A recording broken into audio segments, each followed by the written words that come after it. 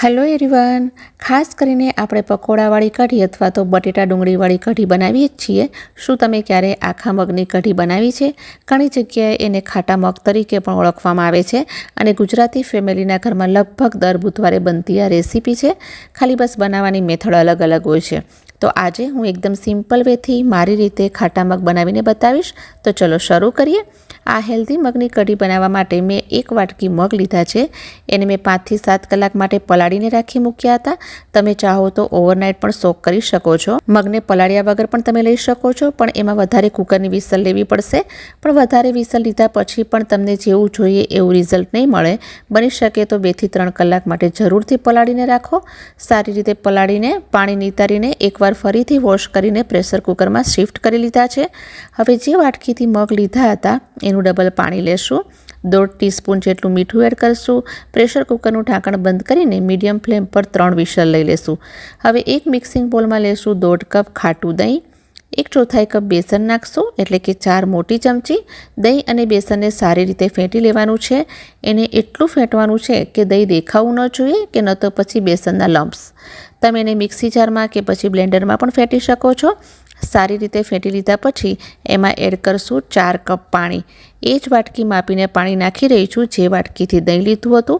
આપણે જે દાળવાળી કઢી બનાવીએ છીએ એ વધારે પાતળી નથી હોતી, એટલા માટે 4 વાટકી પાણી પરફેક્ટ છે.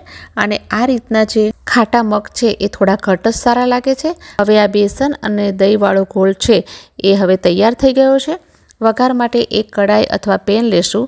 એમાં 3 મોટી ચમચી તેલ એડ કરશું. તેલ સારી રીતે ગરમ થઈ જાય ગેસની ફ્લેમને સીમ કરી લેશું. એમાં 1/4 ટીસ્પૂન એડ કરશું હિંગ, 1 ચમચી જીરું અને 1/4 ટીસ્પૂન મેથીના દાણા એડ કરશું. 3 લવિંગ અને અડધી ઇંચ તજનો ટુકડો એડ કરશું. 1 તમાલપત્ર નાખશું અને 5 થી 7 કઢી પત્તો એડ કરશું. બધા જ મસાલા સારી રીતે તતળી જાય એમાં એડ કરશું લીલા મરચાં, આદુ અને લસણની પેસ્ટ. અધકચરી વાટેલી લેશું. 1.5 ચમચી એડ કરશું. એમાં મેં 2 લીલા મરચાં, 4 થી 5 લસણની કળી અને અડધી ઇંચ આદુનો ટુકડો લીધો છે. એક મિક્સર જાર લીધું અને દરદરી પેસ્ટ કરી લીધી છે. તમે ચાહો તો એને ખાંડીને પણ લઈ શકો છો. એને થોડીક વાર માટે ફ્રાય કરી લેવાની છે. સરસ રીતે ત્રણેય ચીજો સંતળાઈ જાય પછી 1 નાની ચમચી હળદરનો પાવડર, 1 ચમચી ધાણા જીરુંનો પાવડર, 1 ચમચી લાલ મરચાંનો પાવડર અને 1/4 ટીસ્પૂન ગરમ મસાલો. આ જે કઢી છે એ થોડીક મસાલાવાળી જ સારી બને છે, એટલે આ ગરમ મસાલો એડ કર્યો છે. મસાલાને સ્લો ફ્લેમ પર થોડા સોટે કરી લેશું. મીઠું આપણે પછીથી એડ કરશું.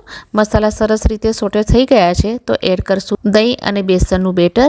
એને એકવાર મિક્સ કરી લેશું જેથી બેસન નીચે તળિયે ચોટી ના જાય. વઘારની અંદર એને એડ કરી લેશું અને ગેસની ફ્લેમને ફૂલ કરી લેશું. સતત ચલાવતા રહેશું જ્યાં સુધી એક બોઇલ ના આવે કઢીને. એક બોઇલ આવી ગયો છે. મેં એક બોઇલ ના આવ્યો ત્યાં સુધી એને સતત ચલાવતા રાખ્યું હતું. હવે ગેસની ફ્લેમને કરી લેશું મીડિયમ ટુ લો અને કઢીને 10 થી 15 મિનિટ માટે પકવશું. જેવી રીતે તમે નોર્મલ કઢી બનાવો છો સેમ એ જ રીતે કૂક કરવાની છે. હવે એને કવર કરશું, પણ પૂરું કવર નહીં કરીએ, થોડુંક એક સાઈડથી ખુલ્લું રાખશું, બાકીનું જ કવર કરશું અને 7 થી 8 મિનિટ માટે મીડિયમ ટુ સ્લો ફ્લેમ પર એને કૂક કરશું. અંદરને અંદર કઢી સરસ રીતે કૂક થઈને બહુ સરસ તૈયાર થશે. અહીંયા મગ પણ સરસ રીતે બફાઈને તૈયાર થઈ ગયા છે. તમે આ મગની જગ્યાએ મગના સ્પ્રાઉટ પણ એડ કરી શકો છો. હવે કઢીને જોઈએ. એમાં સરસ રંગત પણ આવી ગઈ છે. પહેલાંથી ઘટ પણ થઈ ગઈ છે. જેટલી કૂક વધારે થશે એટલો એનો સ્વાદ સારો આવશે. આ સ્ટેજ પર બાફેલા મગને એડ કરી લેશું.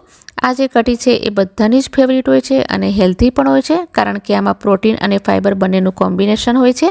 સારી રીતે મિક્સ કરી અને થોડુંક વધારે પકવી લેશું મીડિયમ ટુ સ્લો ફ્લેમ પર. સાથે જ ટેસ્ટના એકોર્ડિંગ મીઠું પણ એડ કરી લેશું. અને મીઠું આપણે પાછળથી જ એડ કરવાનું છે, નહીંતર કઢી ફાટી જાય છે. અને બધી જ વસ્તુઓને ફરીથી મિક્સ કરી લેશું.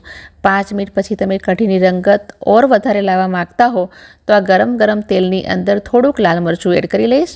આ કાશ્મીરી લાલ મરચાંનો પાવડર યુઝ કરી રહી છું. અને આ વઘાર આપી દેશું કઢીની ઉપર. અને એના પછી ઉપર થોડીક કોથમીર સ્પ્રિંકલ કરી લેશું. અને ડ્રાય કસૂરી મેથીને હાથેથી ક્રશ કરીને એડ કરશું. વઘાર દેવો ટોટલી ઓપ્શનલ છે. તમને પસંદ હોય તો દઈ શકો છો. તો આ જુઓ, બહુ જ હેલ્ધી, ટેસ્ટી અને યમ્મી મગની કઢી કે ખાટા મગ તૈયાર છે. ગેસની ફ્લેમને કરી લેશું બંધ. આ તૈયાર કઢીને તમે રોટલી, પરોઠા કે ભાત સાથે ખાઓ, બહુ જ ટેસ્ટી લાગે છે. તો આજનો આ વિડીયો તમને કેવો લાગ્યો કોમેન્ટ કરીને જરૂરથી કહેશો. જો તમને આ હેલ્ધી અને ટેસ્ટી મગની કઢી પસંદ આવી હોય તો પ્લીઝ વિડીયોને લાઇક કરજો, શેર કરજો અને સબસ્ક્રાઈબ કરવાનું બિલકુલ ના ભૂલશો.